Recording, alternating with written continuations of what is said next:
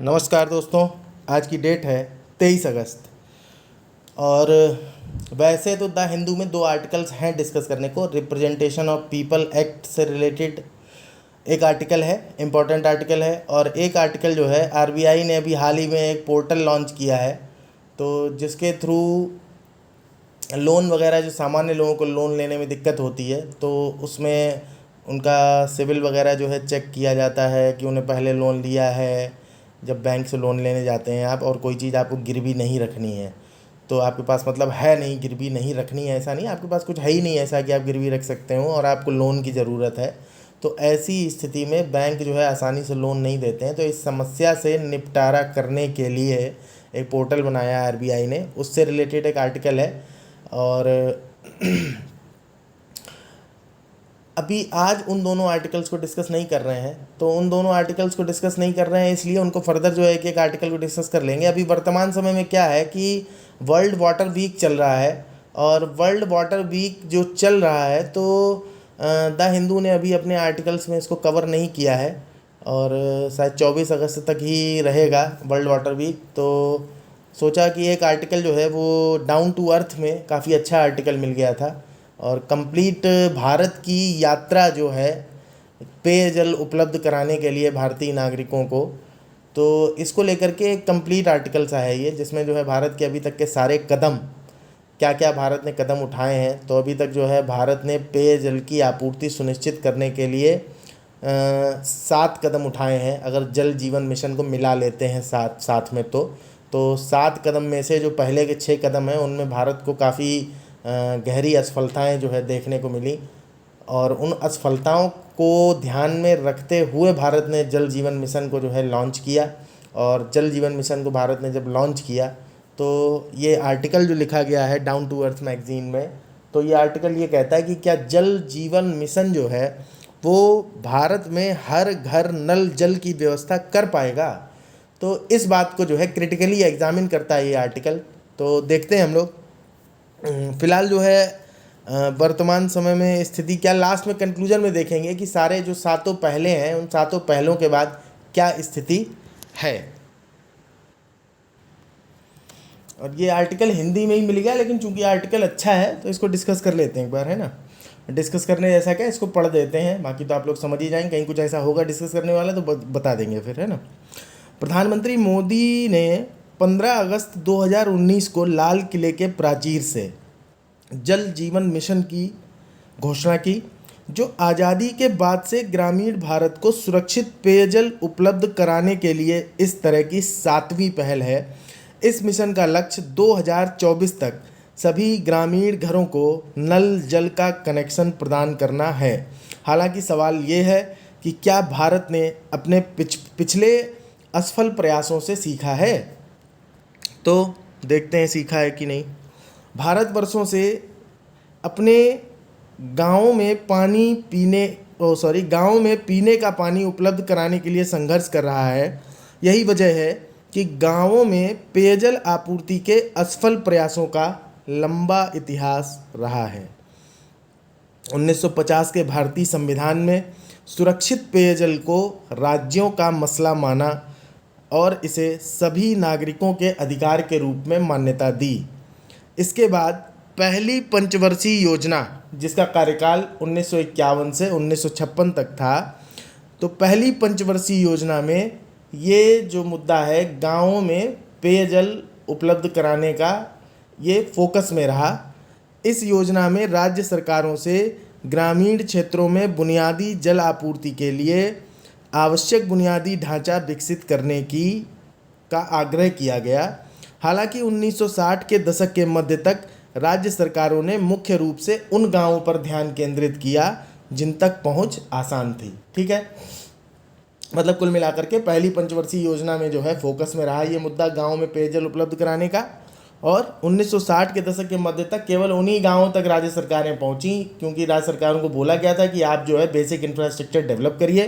तो बुनियादी ढांचा जो है केवल उन्हीं गाँव में डेवलप किया है इन लोगों ने, जहाँ तक इनकी पहुँच जो है ईजिली एक्सेसिबल थे, जो गाँव वहाँ तक पहुँच गया। मीन्स ईजिली एक्सेसिबल का मतलब क्या है, सड़क वहाँ तक जाती होगी, जिन चीज़ों को पहुंचाना होगा व्यवस्था बनाने के लिए वो आसानी से वहाँ पहुंचाई जा सकती होंगी, संसाधन का रास्ता अच्छा होगा, लॉजिस्टिक की कॉस्ट जो है उतनी ज़्यादा, मीन्स लॉजिस्टिक्स में उतना ज़्यादा इन्वेस्ट नहीं करना पड़ रहा होगा। मतलब कुल मिला के इस तरीके से एक्सेसिबल जो गांव थे तो उन तक ही जो है इन्होंने ये काम किया 1960 के दशक के मध्य तक।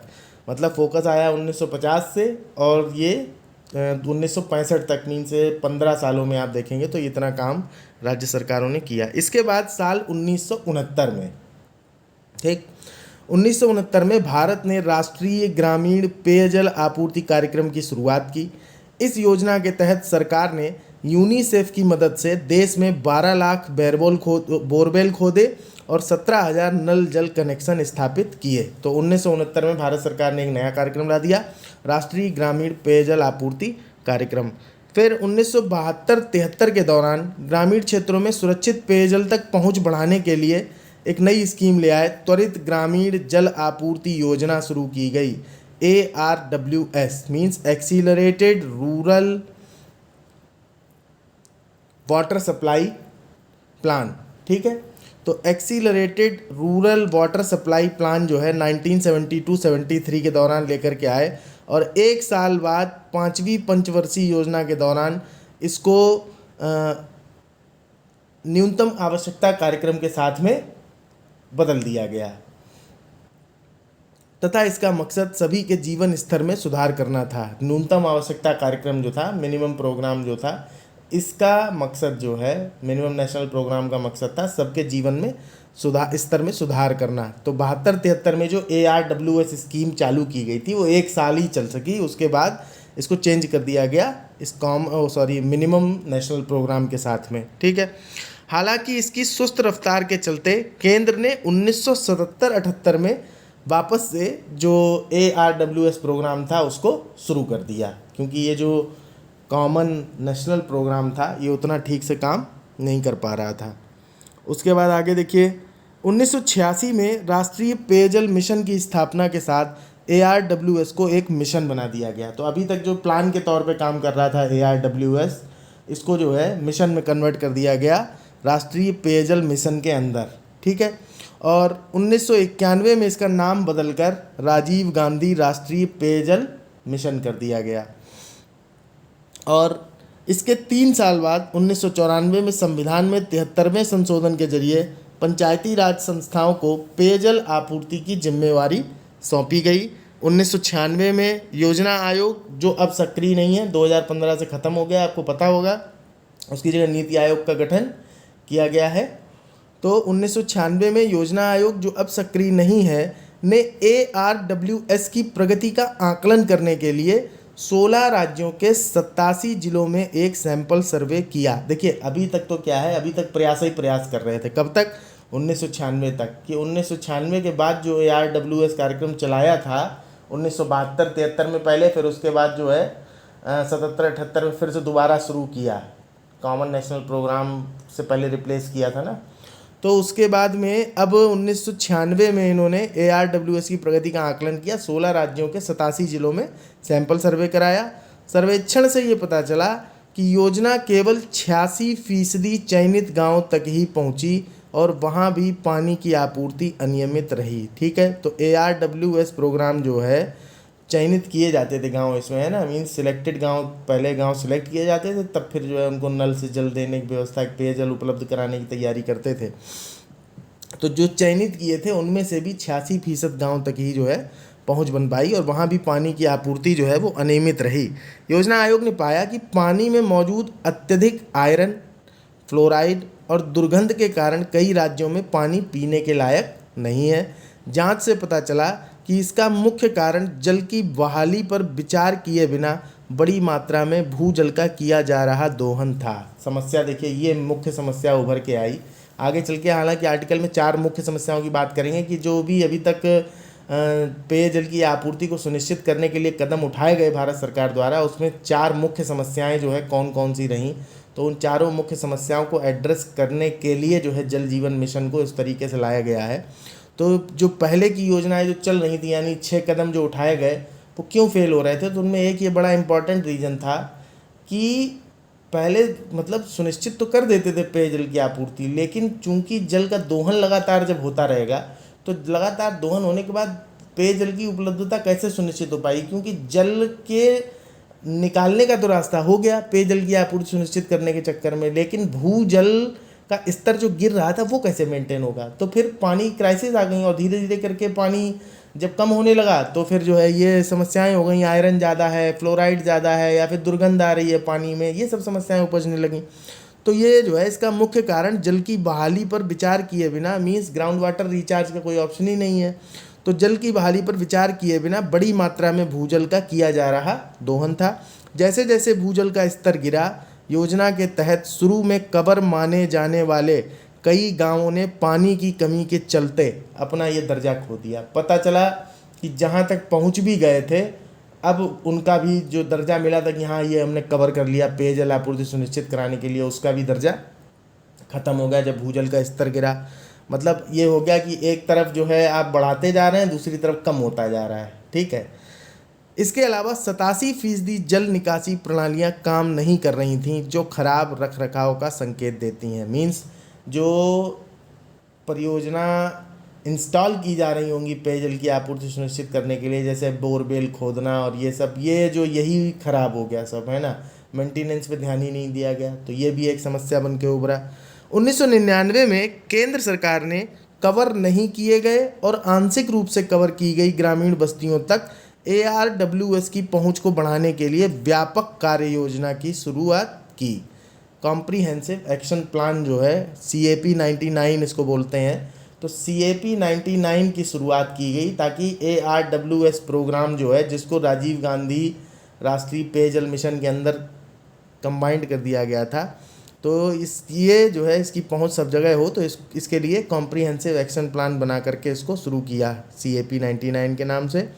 इसमें फिर क्या हुआ कि केंद्र ने सामुदायिक भागीदारी, ठीक है, कम्युनिटी इंगेजमेंट, ओके, तो केंद्र ने सामुदायिक भागीदारी के माध्यम से 26 राज्यों के 67 जिलों को पीने के पानी के मामले में आत्मनिर्भर बनाने के लिए पायलट आधार पर सेक्टर सुधार कार्यक्रम की शुरुआत की। ठीक है, तो CAP 99 शुरू किया और CAP 99 के साथ ही साथ ये सेक्टर सुधार कार्यक्रम, सेक्टर रिफॉर्म प्रोग्राम भी जो है शुरू कर दिया। इसको आप SRP बोल सकते हो। ठीक है, तो सेक्टर सुधार कार्यक्रम 1999-2000 की शुरुआत की।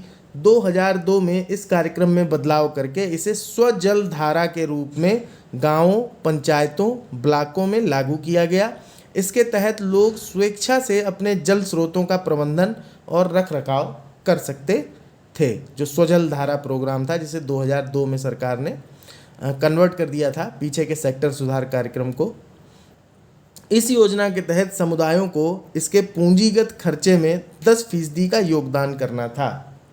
ठीक है, वहीं देखिए मेंटेनेंस तो हो नहीं पा रहा था, तो मेंटेनेंस को मेंटेन करने का एक तरीके से ये रास्ता निकाला कि कम्युनिटी इंगेजमेंट हो जाए, उनका पूंजीगत खर्चे में कुछ थोड़ा हिस्सा हो जाए, तो मेंटेनेंस पे जो है अपने आप ऑटोमेटिकली ध्यान चला जाएगा लोगों का।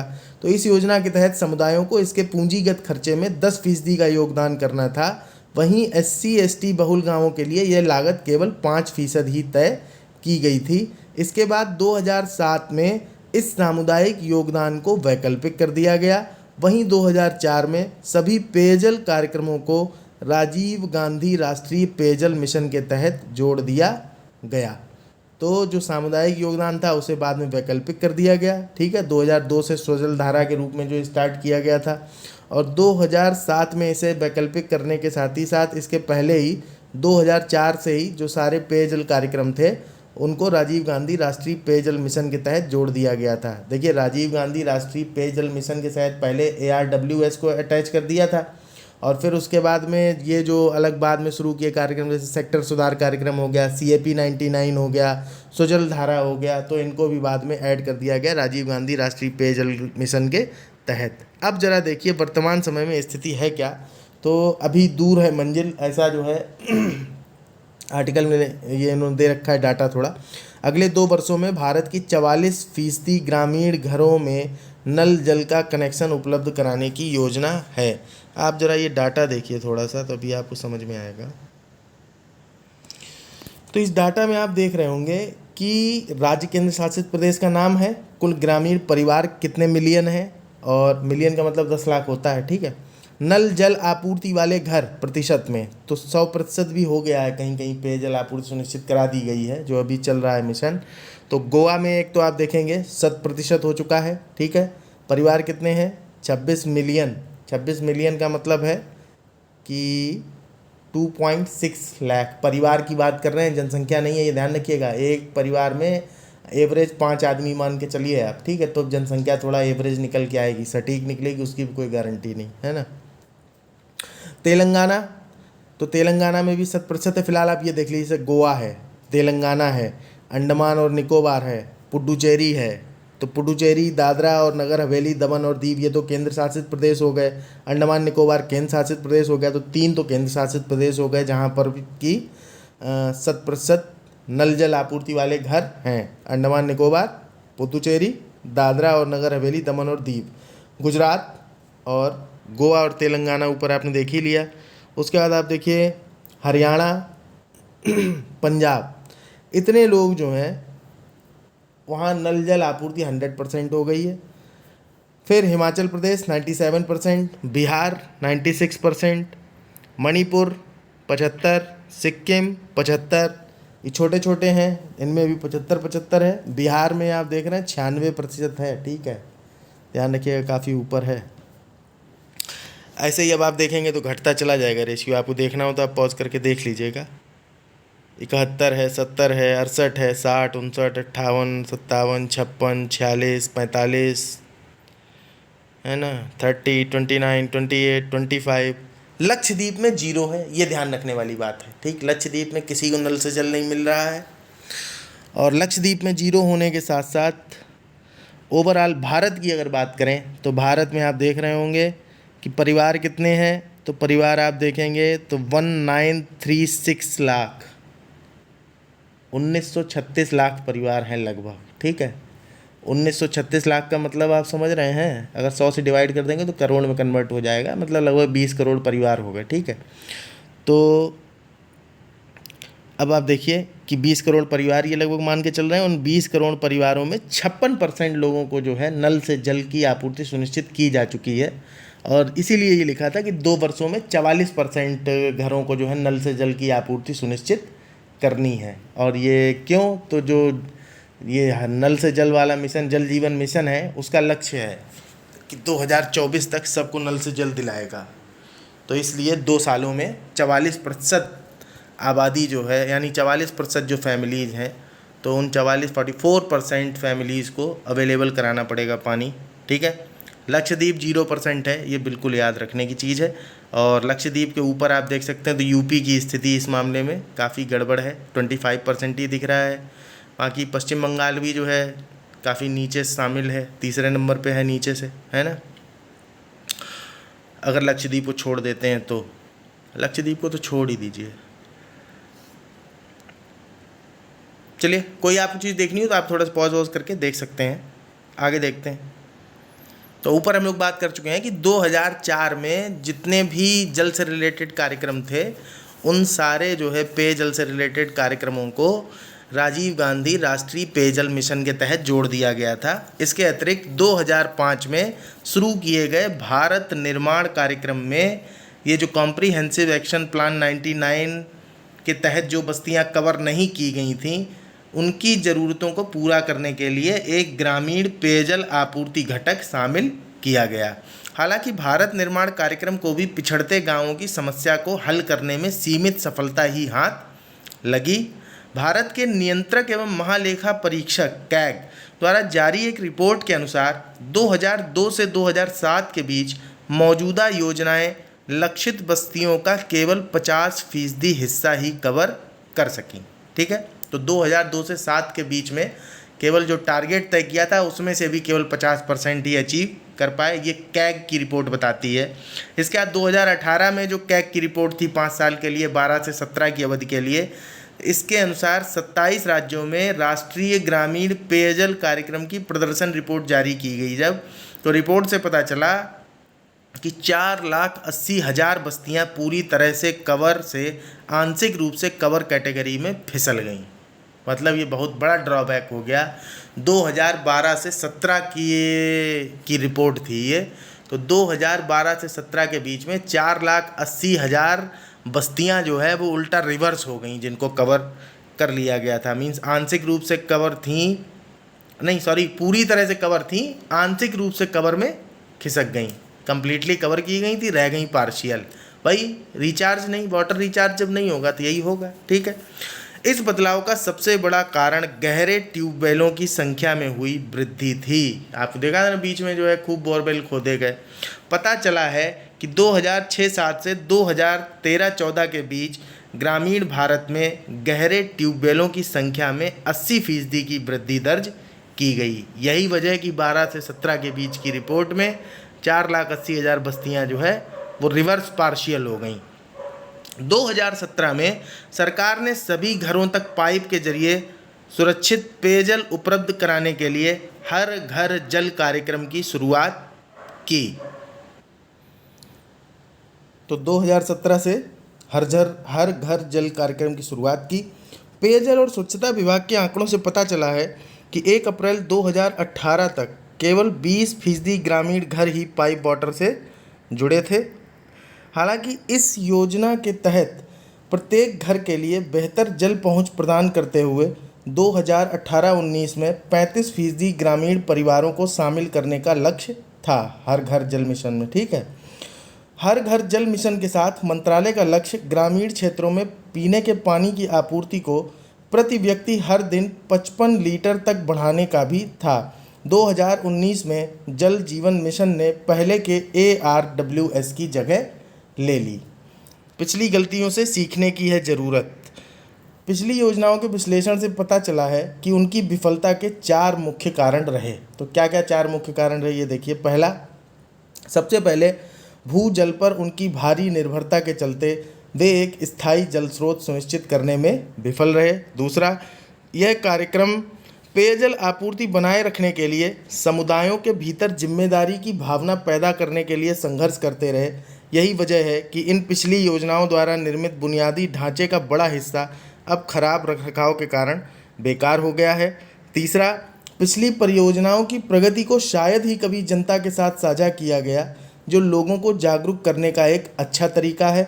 चौथा, धन का कुप्रबंधन था। भारत ने ग्रामीण जल आपूर्ति पर करीब 200 करोड़ रुपए खर्च किए हैं, इसके बावजूद समस्या अभी भी बरकरार है। जल जीवन मिशन पहले के दृष्टिकोण से हटकर है।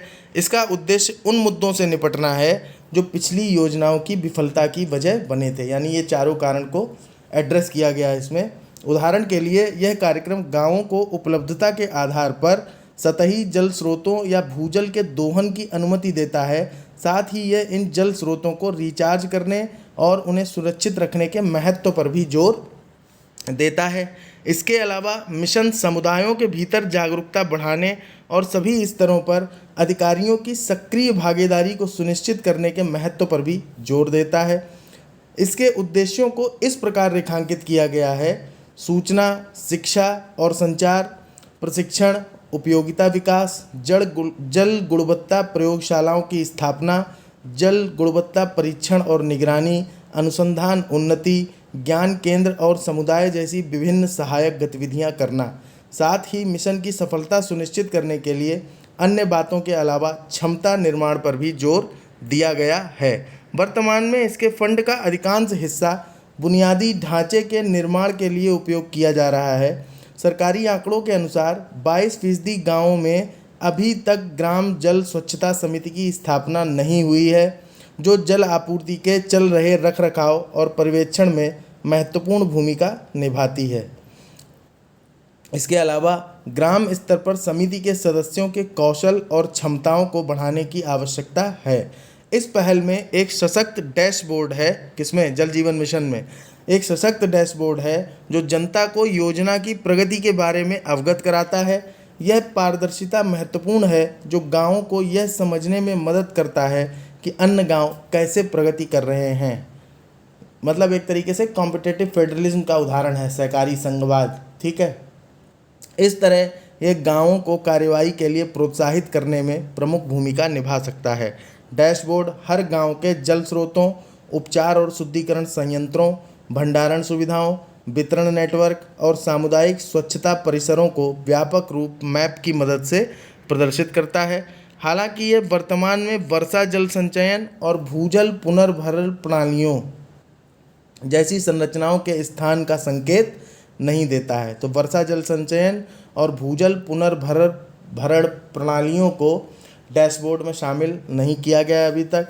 इसके अलावा कार्यक्रम के दायरे में प्राकृतिक आपदाओं या अप्रत्याशित चुनौतियों का सामना करना आता है। इसके तहत गांवों में हर मामले के आधार पर बड़े पैमाने पर जल हस्तांतरण लागू करना और उपचार संयंत्र और वितरण प्रणाली स्थापित करना भी शामिल है। यह ग्रे वाटर प्रबंधन मतलब जो गंदा पानी रहता है उसको कैसे मैनेज किया जाए। तो ग्रे वाटर प्रबंधन को संबोधित करने के साथ साथ उन क्षेत्रों में तकनीकी समाधान शामिल करने की योजना से जुड़ी रूपरेखा भी तैयार करता है जहां पानी की गुणवत्ता मुद्दा है। अभी भी अधूरी है कहानी। तो अब देखिए क्या स्थिति है वर्तमान समय में। तो भारत में कुल 19.36 करोड़ ग्रामीण परिवार हैं। इनमें से जल जीवन मिशन की शुरुआत में केवल 3.24 करोड़ परिवारों यानी केवल 16.7% के पास नल जल का कनेक्शन है। हालांकि 3 जनवरी 2023 तक डैशबोर्ड में जारी आंकड़ों के अनुसार यह आंकड़ा बढ़कर 10.87 करोड़ पर पहुंच गया था, जो 56.14% घरों तक नल जल की पहुंच को दर्शाता है। इसका मतलब है कि इस मिशन को अगले 2 वर्षों में 7.63 करोड़ यानी 47.3% घरों तक नल जल की व्यवस्था करनी होगी। अब तक केवल 5 राज्यों और केंद्र शासित प्रदेशों हरियाणा, गोवा, अंडमान निकोबार, पुडुचेरी, दमन और दीव के साथ दादरा नगर हवेली ने हर घर तक नल जल की व्यवस्था करने में सफलता हासिल की है। इसके साथ ही 2 अन्य राज्यों तेलंगाना और गुजरात ने भी हर घर तक नल जल की व्यवस्था करने का दावा किया है। योजना के तहत उनके दावों का सत्यापन किया जा रहा है। जल जीवन मिशन पर बहुत कुछ निर्भर है। इसकी सफलता यह सुनिश्चित करेगी कि भारत ने खुले में शौच मुक्त स्थिति को बनाए रखने के साथ पानी और स्वच्छता से जुड़े सतत विकास के लक्ष्यों को हासिल किया है। यह योजना तेज़ी से प्रगति कर रही है, लेकिन ग्रामीण भारत का एक बड़ा हिस्सा अभी भी कवर किया जाना बाकी है। ये आर्टिकल जो है ये पहली बार centre for science and environment और डाउन टू अर्थ पत्रिका द्वारा जारी स्टेट ऑफ इंडियाज़ एनवायरनमेंट 2023 में प्रकाशित हुआ था और अभी दोबारा से फिर से इसको जो है एक बार प्रकाशित किया गया है। तो इम्पॉर्टेंट आर्टिकल था और अच्छा आर्टिकल था। जो भी पेयजल की उपलब्धि सुनिश्चित कराने का जो भी यात्रा रही है आज़ादी के बाद से भारत की अभी तक, तो कुल मिलाकर के 7 पहलें जो है इसके अंदर दिखाई देती हैं और एक टोटल कवरेज जो है। और वर्ल्ड वाटर वीक के बारे में आपको बता देते हैं। तो ये अगस्त के या तो अंतिम सप्ताह में या फिर जो है सितंबर के प्रथम सप्ताह में मनाया जाता है। ऐसा कोई फिक्स नहीं है कि अगस्त में ही मनाया जाएगा। इसे मनाने का काम जो है शुरू किया गया था SIWI करके एक संस्था है और स्टॉकहोम है, एस से स्टॉकहोम इंटरनेशनल वाटर इंस्टीट्यूट ऐसा बोलते हैं इसको।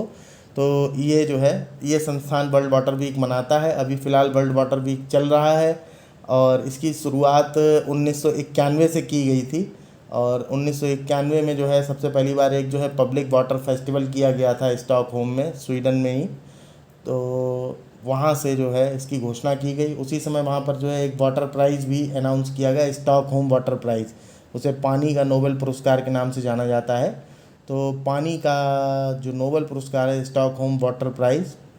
इसके अलावा एक प्राइज़ और भी दिया जाता है स्टॉकहोम जूनियर वाटर प्राइज़। और ये संस्था जो हम आपको बोल रहे हैं CVSIWI, तो ये संस्था भी CV बनी थी 1991 में ही। स्टार्टिंग में जो है वाटर सिम्पोजियम की तरह एक मेले की एक महोत्सव की तरह शुरू किया गया था और 1997 से जो है उस संस्था का नाम बाद में SIWI कर दिया गया और वर्ल्ड वाटर वीक तब से मनाते चले आ रहे हैं। तो इस तरीके से ही आज का आर्टिकल था। बड़ा आर्टिकल था इसलिए बाकी और आर्टिकल शामिल नहीं हो पाए हैं। जो आज के द हिंदू के आर्टिकल्स थे उनको एक एक करके इंक्लूड कर लेंगे जिस दिन भी आर्टिकल कोई एक आध कम रहेगा। तो आज के लिए डिस्कशन में बस इतना ही। हमारे लिए कोई सुझाव हो तो कमेंट बॉक्स में आप दे सकते हैं। वीडियो आपके लिए उपयोगी हो तो आप चैनल सब्सक्राइब कर लीजिए और अपने दोस्तों को भी शेयर कर सकते हैं। और कोई अगर आपको मदद चाहिए तो आप कमेंट बॉक्स में बोल सकते हैं, आपकी कोई समस्या है तो उसका समाधान भी यथासंभव हमसे जो होगा वो हम आपके लिए करेंगे। आप हमें मेल भी भेज सकते हैं nirmamsupat@gmail.com पर। आज के डिस्कशन में बस इतना ही। नमस्कार, धन्यवाद।